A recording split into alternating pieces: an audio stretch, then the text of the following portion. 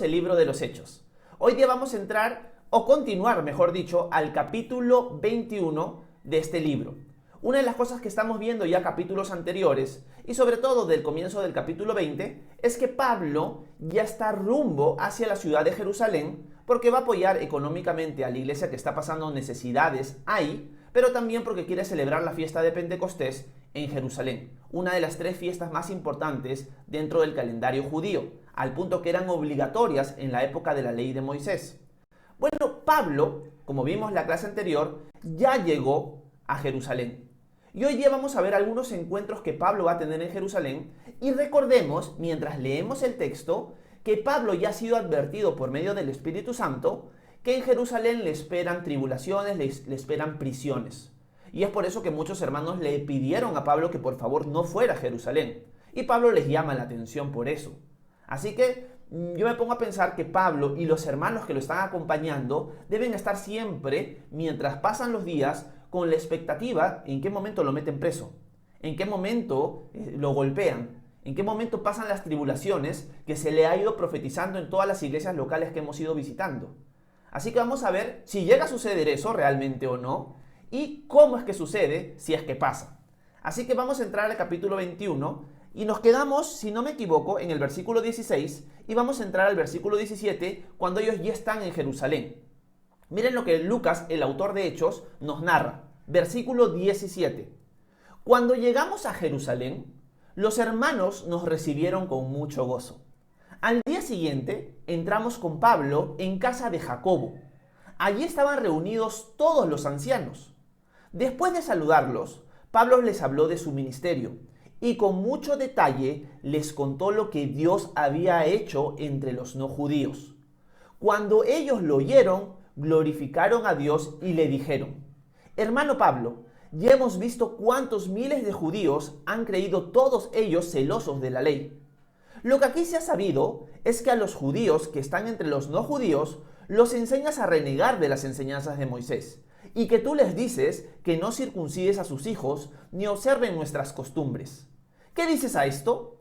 Seguramente ya se sabe que has venido, así que te recomendamos hacer lo siguiente. Hay entre nosotros 4 hombres que están obligados a cumplir un voto. Ve y purifícate con ellos, y paga para que les rasuren la cabeza.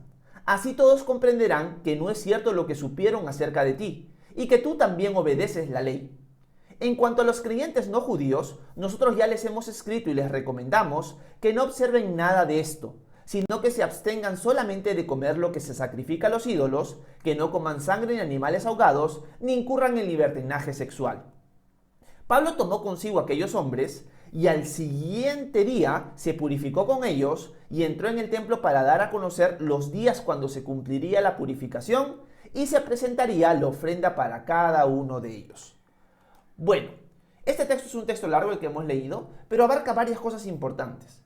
Pablo y compañía, recordemos que Pablo está acompañado de varios hombres. Es más, si vimos y recuerdo lo que leímos en la clase anterior, Nasón los iba a hospedar en su casa en Jerusalén. Llegan ya a Jerusalén como tal y se reúnen en la casa de Jacobo. ¿Quién es este Jacobo? Jacobo es el obispo, el pastor principal de la iglesia de Jerusalén. Es el medio hermano de Jesús, el autor de la carta a Santiago o la carta de Santiago. Santiago Jacobo vendría a ser el mismo personaje, medio hermano de Jesús, pastor principal de Jerusalén. Se reúnen en la casa de él junto con los ancianos. Y hemos hablado que el término obispo, pastor y anciano es un término intercambiable. Así que se reúnen con los líderes de la iglesia de Jerusalén. Y Pablo ahí les expresa y les cuenta todo lo que él ha ido viviendo en este último viaje misionero. Recordemos que Lucas es alguien que ahora lo está acompañando y lo más probable es que a raíz de este testimonio de Pablo delante de estos líderes, él puede haber recopilado la información para luego escribirla en el libro de los Hechos que ya hemos ido leyendo nosotros. Así que Pablo es recibido por la iglesia de Jerusalén con mucho gozo, y eso nos dice Lucas. Y esto me encanta, ¿por qué? Porque nos muestra la unidad que mantenía la iglesia, a pesar que eran de distintos lugares o de distintas ciudades. La iglesia de Antioquía, la iglesia de Galacia, la iglesia de Jerusalén mantenían una unidad bien bonita. Al punto que si tú llegabas de visita a Jerusalén, los hermanos te iban a abrir las puertas de su casa y te iban a recibir. Eso es algo que no se debe perder y si se está perdiendo, recuperar dentro de la iglesia. que nosotros seamos hospitalarios. El libro de Hebreos, Primera de Pedro, van a recalcar mucho la importancia de la hospitalidad. Y el autor de Hebreos va a decir que muchos, sin saberlo, hospedaron ángeles, mostrando la importancia de la hospitalidad. La cultura judía era una cultura hospitalaria de por sí. Nuestra cultura muchas veces no lo es. Para algunos sí, para otros no. Pero lo que debemos hacer es crecer en esa área. Que podamos recibir a nuestros hermanos en la fe con mucha alegría, con mucho gozo, sea del lugar, sea de la denominación, de la que sea. Simplemente porque es nuestro hermano en la fe. El día de ayer, en la mañana, prediqué en mi iglesia local y una de las cosas que estábamos leyendo es el pasaje donde Jesús habla acerca de la humildad usando de ejemplo a un niño. El que no se hace como un niño no puede entrar en el reino de los cielos. Y el que es humilde como este niño será el mayor en el reino de los cielos. Y el que reciba a uno de estos pequeñitos en mi nombre, me recibe a mí. Y el que me recibe a mí, recibe al que me envió, diría el Señor. Mostrando la importancia de abrir las puertas a nuestros hermanos en la fe. Y en cierto sentido entender que en Cristo todos somos uno. Esa unidad se mantiene en esta época, en la época que estamos viendo del apóstol Pablo. Por eso es que todos son hospedados en la casa de Jacobo, por así decirlo, recibidos, mejor dicho, y se les escucha, se tiene mucho gozo de saber lo que ellos están o han vivido y cómo Dios los ha usado, y también el hecho que los visiten. O sea, hay gozo en eso. Tenemos gozo cuando sabemos que quizás algún hermano o hermana va a venir de visita a nuestra iglesia local o a nuestra casa. Yo creo que es algo que debemos cultivar como cristianos, la hospitalidad. Abrir las puertas de nuestra casa, quizás para hospedar a alguien, pero sobre todo para recibir a alguien y poder escucharlo, poder conversar con él, poder orar con él, con ellos. Y es algo que sí vemos en la iglesia primitiva. Así que retomemos eso y si no lo hacemos, hagamos cambios para hacerlo. Me encanta también porque cuando Pablo les empieza a contar todo lo que Dios ha hecho con él en este tercer viaje misionero, Lucas enfatiza que es Dios el que ha hecho las cosas por medio de él.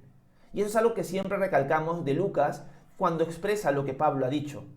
Pablo nunca se glorificó a sí mismo. Nunca dijo, miren lo que Dios ha hecho en mi vida por mi habilidad, por mi fuerza, porque soy lo máximo. Nada que ver. Siempre Pablo está diciendo, miren, esto es Dios el que lo ha hecho. Yo simplemente he sido un instrumento que fui llamado junto con Bernabé en el primer viaje misionero y he obedecido este llamado. Recordemos lo que vimos en Hechos 13, cuando el Espíritu Santo dice, sepárenme a Bernabé y a Saulo para el trabajo que tengo para ellos. Por la obediencia de Pablo, Dios lo está usando grandemente. Por nuestra obediencia, Dios nos va a usar grandemente. Nosotros damos el paso de fe, obedecemos, el Señor nos va a usar. Pero no es por nuestra habilidad, es simplemente por su gracia. Es simplemente porque Él desea usarnos, porque estamos disponibles y estamos dispuestos. Y eso es algo bien bonito. Reconocer que todo lo que hacemos, lo hacemos para la gloria de Dios y por medio de Dios. Así que al final Él recibe la gloria, no nosotros. Hoy en día, también para ver el contraste, encontramos muchas personas, muchos líderes, muchos hermanos en la fe, ya si quieren quitemos el tema del liderazgo, que se van a regordear, se van a jactar de lo tan grande que es su ministerio. Cuánto su iglesia ha crecido, todo lo que ellos han hecho para el Señor, y se van a empezar a engrandecer. Quizás van a utilizar palabras que aparentan ser humildes, pero con su discurso van a mostrar, no, miren cómo yo estoy haciendo esto para el Señor. Un ratito, no eres tú el que lo está haciendo para el Señor, es el Señor a través de ti que lo está haciendo porque tú estás dispuesto. Más bien el hecho de que tú me digas que eres tú el que lo estás haciendo, me muestra que quizás al final no es Dios el que lo está haciendo, simplemente es tu carne, simplemente tú estás actuando mecánicamente, porque no le estás dando la gloria a Dios. Y en cierto sentido vemos que cuando alguien toma ese rumbo, termina en un rumbo de orgullo, termina en un rumbo de, es en cierto sentido mi ministerio, es en cierto sentido mi iglesia, es en cierto sentido mi poder el que ha levantado todo esto, son mis estrategias. Porque eso es también otra cosa muy importante que veo en la iglesia contemporánea, el énfasis en las estrategias. O sea, todo se basa en estrategias. No se basa en la guía del Espíritu Santo, sino en estrategias, en técnicas para hacer crecer la iglesia. Para que más números entren, en cierto sentido, en nuestros conteos. Esa forma de ver el pueblo de Dios me parece un poco aberrante, la verdad. Ver a la gente como un número y no como una persona realmente. Es para que las bancas estén llenas de personas, para que esta iglesia crezca. ¿Estás interesado en que más personas a las que tú puedas servir vengan? ¿O simplemente estás pensando en números para conversar con otros líderes o con otros pastores o con otros hermanos? Mira cuánta gente hay en mi iglesia. Eso me parece algo despreciable en cierto sentido y que no debería ser nuestro corazón. Nuestro corazón debería ser, bueno, Señor, aquí estoy, úsame como tú quieras. Y cada vez que yo veo que tú me estás usando grandemente, a ti te voy a dar la gloria. Porque no soy yo, eres tú el que lo está haciendo. Y Pablo es muy claro en eso. Y le cuenta a la iglesia de Jerusalén todo lo que Dios ha hecho por medio de él en este tercer viaje misionero. Luego de esta conversación sucede algo que es llamativo y que muchas personas cuando leen este texto se quedan como pensando, no entiendo qué está pasando acá, pareciera haber una contradicción. ¿A qué me refiero? La iglesia de Jerusalén le dice, mira Pablo, qué hermoso es ver cómo estos judíos que son fieles o, por así decirlo, guardadores, se podría decir, no sé qué palabra usar, que guardan completamente la ley, han creído en Jesús. Son judíos bien fieles a la ley que han creído en Jesús por cómo Dios te está usando. Estamos felices por eso. Pero nos ha llegado una habladuría, un chisme, en el cual se dice que tú estás haciendo a los judíos renegar de Moisés. Les estás diciendo, en cierto sentido, de que desprecien la ley de Moisés y que ya no se circunciden. Eso es lo que se ha oído acerca de ti. ¿Qué tienes para decir al respecto? ¿Qué sucede en este momento? Habían, lo más probable, judíos que no eran cristianos que habían empezado a hablar mal sobre Pablo. ¿De qué manera habían empezado a hablar mal? De la siguiente manera. Habían empezado a decir de que Pablo estaba haciendo que los judíos hablaran mal de Moisés, por así decirlo, al desobedecerlo. En buena cuenta que Pablo estaba yendo en contra de la ley de Moisés y que estaba yendo en contra hasta de costumbres y tradiciones que los judíos tenían y que hasta negaba e impedía que los judíos en sus costumbres circuncidaran a sus hijos. ¿Eso es verdad o no? Lucas no nos cuenta la defensa de Pablo, no nos cuenta qué es lo que Pablo dice, solo lo que estos líderes de Jerusalén le dicen a Pablo. Pero hay algo interesante. Pablo nunca va en contra de la ley. Simplemente muestra de que nosotros ya no estamos bajo la ley de Moisés porque ha llegado prácticamente la totalidad o el cumplimiento de esa ley en Jesús y él ha establecido un nuevo pacto. Por lo tanto, Pablo siempre que va a hablar en contra de la ley, siempre va a hablar en contra en el sentido de que la ley no es para salvación. Porque los judíos, recordemos, entendían equivocadamente que la ley los justificaba. Por guardar la ley, no comer cerdo, guardar el día de reposo, circuncidarse, por hacer esas prácticas que la ley mandaba, ellos eran justos delante de Dios. Pablo va a dejarles claro que no es así, que la ley se cumple en Cristo y que nosotros somos declarados justos por la fe en Jesús. Pablo nunca habló mal de la ley. Pablo dijo que el cumplimiento de la ley es Jesús y por lo tanto la ley no es para salvación, sino la ley nos lleva al Salvador. Ese siempre fue el enfoque del apóstol Pablo y eso lo vemos en la carta a los Gálatas, en la carta a los Romanos y en prácticamente todas las cartas. Pero Gálatas y Romanos son las cartas que nos muestran más ese enfoque de Pablo, que la ley tuvo un propósito y ese propósito se cumple en Cristo y ese propósito es llevarnos a Cristo.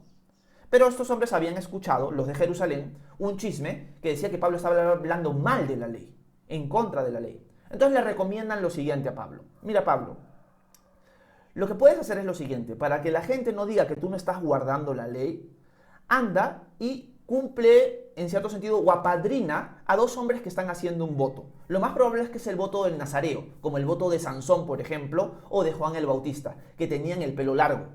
Cuando se cumplía el tiempo del voto, esto está en Números capítulo 6, si no me equivoco, donde ustedes pueden leer el voto nazareo, ellos tenían que raparse. Y alguien tenía en cierto sentido que apadrinarlos en el templo para ofrecer sacrificios y para el corte del cabello. Tú hazlo con estos hombres, le dicen los líderes de Jerusalén, para que la gente no piense que tú estás hablando en contra de la ley y que tú guardas la ley. Ahora, acá surge una pregunta importante. ¿Por qué Pablo acepta? Porque Pablo ya no guarda la ley.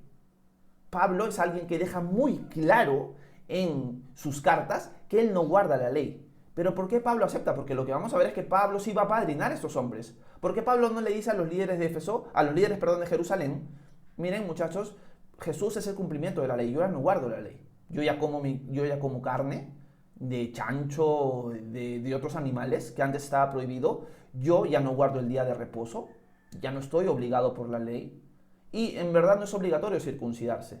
¿Por qué Pablo no dice eso? ¿Por qué Pablo sí apadrina a estos hombres? Y la respuesta a esto nosotros la podemos encontrar en 1 Corintios capítulo 9, donde Pablo deja claro que él, en cierto sentido, para ganar a los judíos, se comporta como alguien que guarda la ley.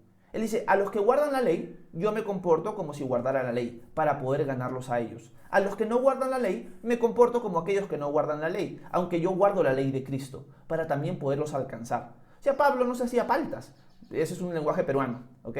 Pablo no se hacía problemas. Eso es lo que he querido decir. Pablo, en cierto sentido, decía, mira, yo sé que quizás descansar el día sábado no estoy obligado a hacerlo, pero por amor a mi hermano judío, yo voy a estar con él, voy a descansar el día sábado. No porque esté obligado a hacerlo, sino porque quiero alcanzarlo para el Señor. Si yo empiezo a ir en contra de sus tradiciones que no son pecado en sí mismas, marco un muro en el cual voy a causar un impedimento en poder predicarle el Evangelio. Así que, si en algún momento yo estoy en la casa de un hermano judío que, en cierto sentido, él guarda la ley, yo no voy a comer cerdo delante de él, porque lo voy a ofender y voy a escandalizarlo, voy a, en cierto sentido, poner una pared de división que me va a evitar compartirle el Evangelio. Por lo tanto, con él voy a dejar de comer cerdo. Quizás con el gentil sí como cerdo y no hay ningún problema. Pero con los judíos me comporto como judío para ganarlos. Con los no judíos como no judíos para ganarlos también para Cristo. Al final no quiero causar una piedra de tropiezo. Entonces lo más probable es que Pablo hace exactamente lo mismo. Dice, miren, yo ya no guardo la ley, pero para tener un buen testimonio delante de mi pueblo, porque estoy en Jerusalén y hay un montón de judíos que me tienen cólera, que me tienen bronca, voy a apadrinar a estos hombres. Porque al final, guardar o no el voto nazareo no está mal ni está bien. Nosotros ya no estamos obligados a hacerlo y es más, y en la ley no era una obligación tampoco. Así que voy a apadrinarlos, voy a ir al templo y voy a apadrinarlos para que presenten sus sacrificios y su voto. No hay ningún problema. Así que este pasaje se resuelve entendiendo el pensamiento de Pablo. Pablo, mientras la ley no se enseñara como medio para la salvación, no tenía ningún problema en ella. Si tú quieres descansar el día sábado, puedes hacerlo. Si tú quieres circuncidarte, puedes hacerlo. Pero si tú lo haces porque piensas que eso te va a hacer más justo delante de Dios, has caído de la gracia, diría Pablo a los Gálatas. O sea, si ustedes se circuncidan porque piensan que eso los va a justificar, los va a declarar justos delante de Dios, están perdidos. O sea, están entendiendo pésimamente las cosas. Pero si tú quieres descansar el día sábado, si tú quieres abstenerte de comer cerdo, no hay ningún problema, solamente entendiendo que la salvación no es por eso, sino que la salvación es por Cristo Jesús. Entonces Pablo no veía ningún conflicto en que alguien en cierto sentido continúe guardando la ley si es que entendía que no era para salvación, porque el único que nos declara justos es Jesús. Así que lo más probable es que Pablo concede eso para no armar un revuelto o un revuelo más allá de lo que ya se iba a ir causando. Acuérdense que las profecías decían que Pablo en Jerusalén iba a sufrir. Así que Pablo no quiere armar más problemas del que ya ha ido armando con su predicación y salvación a los gentiles. Así que vamos a ver a continuación qué es lo que sucede ya cuando Pablo apadrina a estos hombres. Vamos a ver qué pasa, porque acuérdense, los hombres y Pablo deben estar con la expectativa. ¿En qué momento me meten preso? ¿En qué momento me golpean? ¿En qué momento me persiguen? Deben haber estado con esa expectativa. Vamos a ver qué es lo que Lucas nos sigue narrando en este capítulo. Vamos al versículo, déjenme ver. Vamos al versículo 26, ¿ok? Sí, vamos al versículo 26. O vamos desde el versículo 24 para entrar en contexto, ¿ok? Vamos desde aquí. Dice, ve y purifícate con ellos y paga para que les rasuren la cabeza. Así todos comprenderán que no es cierto lo que supieron acerca de ti y que tú también obedeces la ley. En cuanto a los creyentes no judíos, nosotros ya le hemos escrito y les recomendamos que no observen nada de esto, sino que se abstengan solamente de comer lo que se sacrifica a ídolos, que no coman sangre ni animales ahogados, ni incurran en libertinaje sexual. Pablo tomó consigo a aquellos hombres y al día siguiente se purificó con ellos, y entró en el templo para dar a conocer los días cuando se cumpliría la purificación y se presentaría la ofrenda para cada uno de ellos. Hasta aquí leímos, versículo 27. Cuando estaban por cumplirse los 7 días, o sea, ya pasó una semana, unos judíos de la provincia de Asia lo vieron en el templo. Así que alborotaron a toda la multitud y lo aprendieron, al tiempo que gritaban, «Varones israelitas, vengan a ayudarnos. Este es el hombre que por todas partes anda esparciendo sus enseñanzas en contra del pueblo, de la ley y de este lugar. Y no solo eso, sino que han metido a unos griegos en el templo, con lo que ha profanado este santo lugar». Y es que en la ciudad ya habían visto a Pablo con Trófimo, el de Éfeso, y pensaban que Pablo lo había metido en el templo. Así que había mucha inquietud en toda la ciudad. La gente se agolpó y se apoderó de Pablo, y entre todos lo sacaron del templo a rastras y enseguida cerraron las puertas, pues querían matarlo. Pero se dio aviso al tribuno de la compañía de que había mucho alboroto en la ciudad de Jerusalén, y este tomó soldados y centuriones y se fue tras ellos. Cuando la gente vio al tribuno y a los soldados, dejó de golpear a Pablo. Entonces llegó el tribuno y lo aprendió y ordenó que lo encadenaran. Luego le preguntó quién era y qué había hecho. Entre la multitud, unos gritaban una cosa y otros otra. Y como a causa del alboroto el tribuno no podía entender nada con claridad, mandó que lo llevaran a la fortaleza. Al llegar a las gradas, los soldados tuvieron que llevarlo en vilo, o sea, cargarlo, pues la multitud estaba muy violenta. Y todo el pueblo y todo el pueblo que venía detrás gritaba: ¡mátenlo! Uy, ahora se viene lo bueno. Llegó el momento. Llegó el cumplimiento de las profecías. Pablo está ya en Jerusalén más de 7 días, por lo menos. Y ya han se cumplido los 7 días de la purificación y todo el tema del voto del Nazareo. Y lo ven a Pablo, unos judíos, caminando por el templo. Y obviamente cuando lo ven, ellos ya lo han visto antes caminar con Trófimo, que era uno de Éfeso, era un gentil, en el pueblo de Jerusalén. Así que ellos, en cierto sentido, piensan que Pablo ha metido un gentil al templo. Meter un gentil al templo era algo abominable para el judío. Ellos no podían permitir que un gentil pasara el patio de los gentiles que quedaba fuera del templo y que ingresara. Al punto que había carteles que decían: si alguien cruza del límite siendo gentil, él mismo se está condenando a que muera. Nosotros lo vamos a matar. Y los romanos permitían eso. Los romanos hasta permitían que si un gentil romano, ciudadano romano, cruzara las puertas del templo y entrara, lo podían matar. Así que estos hombres judíos alborotan a todos los que están ahí y atrapan a Pablo y lo empiezan a masacrar, lo empiezan a reventar a golpes.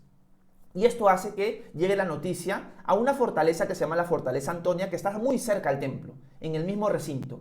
Y este tribuno, que se llama Claudio Lisias, baja con centuriones y soldados y rescatan a Pablo. La multitud está que grita: mátenlo, mátenlo, mátenlo. El tribuno, Claudio, está tratando de averiguar qué ha pasado, pero con la multitud no puede entenderlo. Así que manda a los soldados que lo suban a la fortaleza por las gradas y lo tienen que cargar, porque la gente está muy, pero muy molesta. Acá vemos que se está cumpliendo la profecía que habló Ágabo y que también hablaron otros profetas en otras iglesias locales con respecto a la persecución y a las cárceles que iba a sufrir el apóstol Pablo. Ya lo encadenaron ahorita, ya ha sido golpeado, ha sido masacrado y la gente está muy molesta y quiere matarlo. Pero ¿qué podemos aprender de este texto?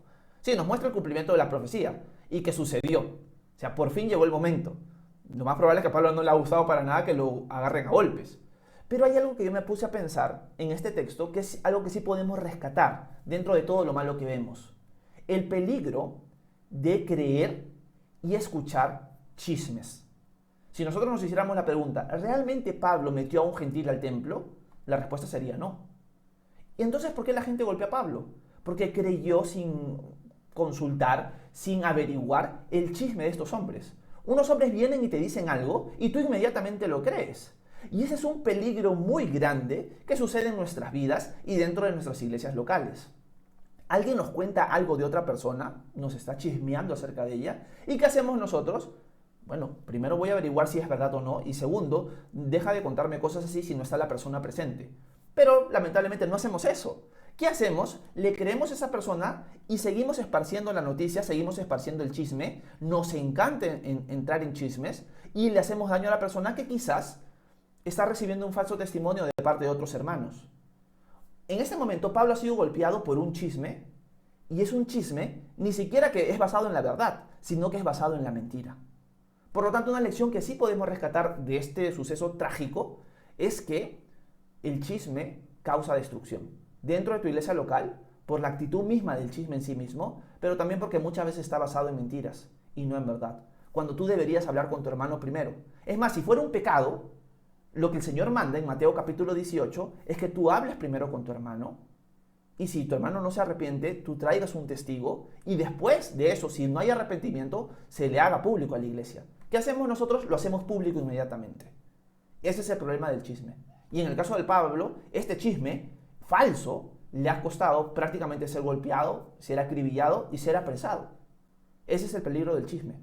Así que tenemos que tener cuidado si estamos siendo partícipes de él. Bueno, quiero terminar el texto. Obviamente ya me pasé muchos minutos. Solamente con el versículo 37 y el párrafo final. ¿Ok? Para ya mañana continuar con la lectura. Versículo 37 nos dice: cuando estaban por meter a Pablo en la fortaleza, éste le dijo al tribuno: ¿me permites decirte algo? Y el tribuno respondió: ¿sabes griego? ¿Acaso no eres tú aquel egipcio sedicioso que hace poco se sublevó y llevó al desierto a 4000 sicarios? Pablo le dijo: no, soy judío y nací en Tarso de Cilicia, que no es una ciudad insignificante. Te ruego que me permitas hablar al pueblo. El tribuno se lo permitió. Entonces Pablo, de pie en las gradas, hizo una señal con la mano al pueblo para que se callaran. En cuanto hubo silencio, les dijo en arameo. El texto termina ahí, nos deja con la incertidumbre de la prédica de Pablo. Y esto lo vamos a dejar para la clase de mañana y también vamos a sacarle el jugo a este párrafo el día de mañana. Pero, para terminar, una de las cosas que nosotros vemos aquí en Pablo es el amor que él tiene por compartir su fe a aquellos que lo están golpeando. Pablo está golpeado y Pablo debería estar diciendo: sáquenme de aquí, por favor, ayúdenme, ya no quiero saber nada de esta gente horripilante que me ha agarrado a golpes. No, Pablo no está pensando eso. Pablo está frenando el tema y le dice al tribuno: ¿me permites hablar con la gente? Y lo que Pablo va a hacer, obviamente, en el capítulo 22 es predicarles. Él está buscando que estas personas que lo están golpeando le compartan del Señor. En cierto sentido nos muestra su corazón misionero y su corazón de querer que los que lo rodean y su propio pueblo conozca realmente al Señor y puedan obtener salvación. Y ese debería ser un corazón que nosotros también deberíamos tener, aún con nuestros enemigos, aún con aquellos que nos golpean, por así decirlo. Querer que ellos conozcan al Señor y puedan tener vida eterna. Así que termino este devocional de esa manera. Hemos visto varias cosas, hemos leído bastante texto, pero ya saben que si tienen dudas, inquietudes, preguntas, me las pueden dejar en la sección de comentarios, que a continuación voy a leer cada uno de ellos. Que Dios los bendiga, muchas gracias por su atención esta mañana.